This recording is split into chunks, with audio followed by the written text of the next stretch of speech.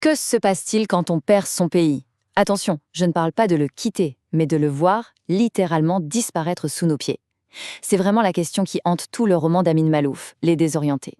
Une exploration, oui, poignante, de l'exil, mais aussi de l'amitié.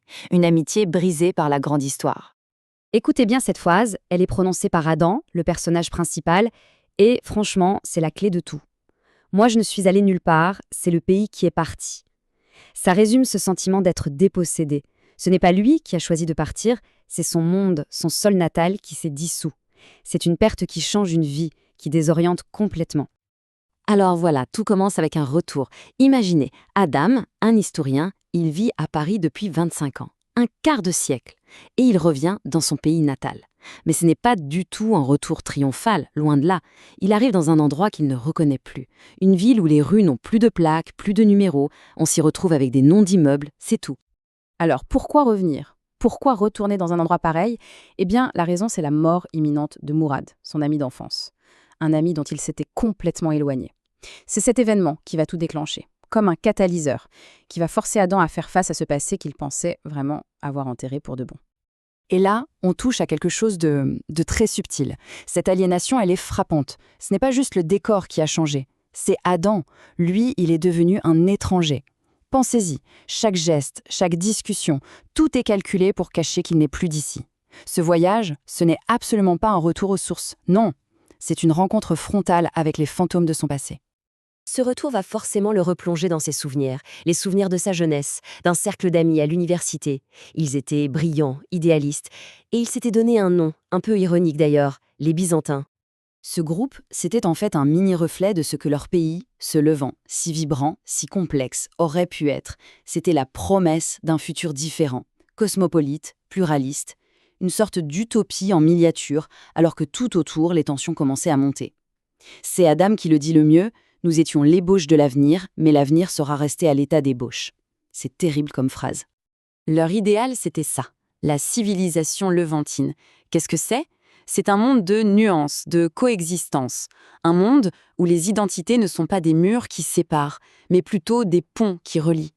Le problème, c'est que ce monde-là, si fragile, était sur le point de se faire balayer, anéantir, parce que Mahalouf appelle les barbaries triomphantes des identités rigides, uniques.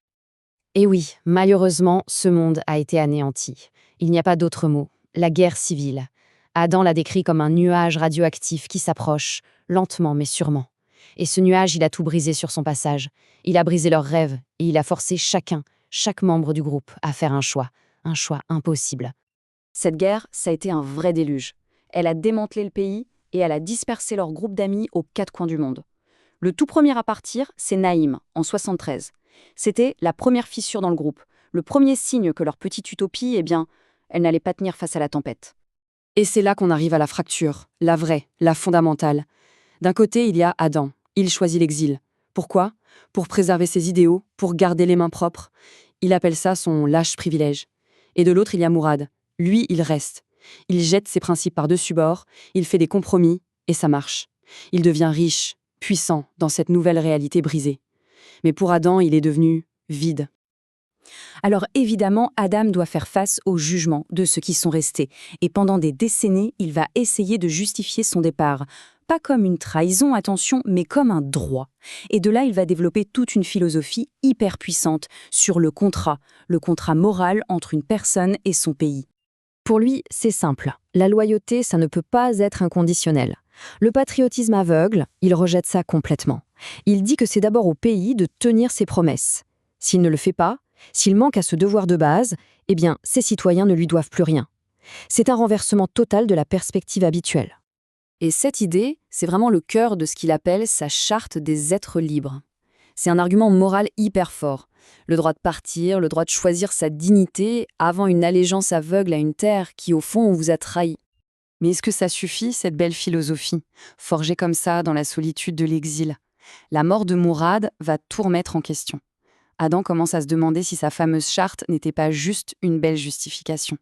Alors il s'accroche à un dernier espoir, organiser des retrouvailles, rassembler les Byzantins une dernière fois pour voir ce qu'il reste de leurs anciens rêves. Et ça y est, les retrouvailles sont prévues. Les amis commencent à arriver, imaginez la scène. Après des décennies de silence, d'incompréhension, de vies qui sont parties dans tous les sens, ce moment qu'ils attendaient tous semble enfin arriver. On sent l'espoir, l'espoir d'une réconciliation, ou au moins d'une conclusion, de pouvoir tourner la page. Et ils viennent de partout. Albert, Aramez, Dounia, Nidal, chacun arrive avec son histoire, avec le poids de ses choix, de ses compromis. Chacun avec sa propre version de l'exil ou de la survie. Et ils se retrouvent tous là, dans une auberge, dans les montagnes de leur jeunesse. C'est un lieu hors du temps, comme pour essayer de retrouver un peu de la magie d'avant. Sauf que l'organisateur, lui, n'arrivera jamais. C'est là que tout bascule. Sur la route pour rejoindre les autres, la voiture d'Adam a un accident. Et voilà. La réunion n'aura jamais lieu. Le dialogue est stoppé net. Tout reste en suspens. Absolument tout. C'est un rêve qui se fracasse, brutalement.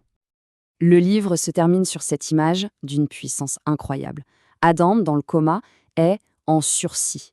Et c'est une métaphore pour sa génération, pour toute une région, et peut-être même pour notre monde. Des vies en suspens, des futurs incertains, une paix qui ne tient qu'à un fil. Alors la question que Malouf nous laisse, elle est terrible. Pour tous les désorientés, est-ce qu'il y a une chance de retrouver un jour le Nord? Ou est-ce qu'on est tous, finalement, condamnés à vivre en sursis?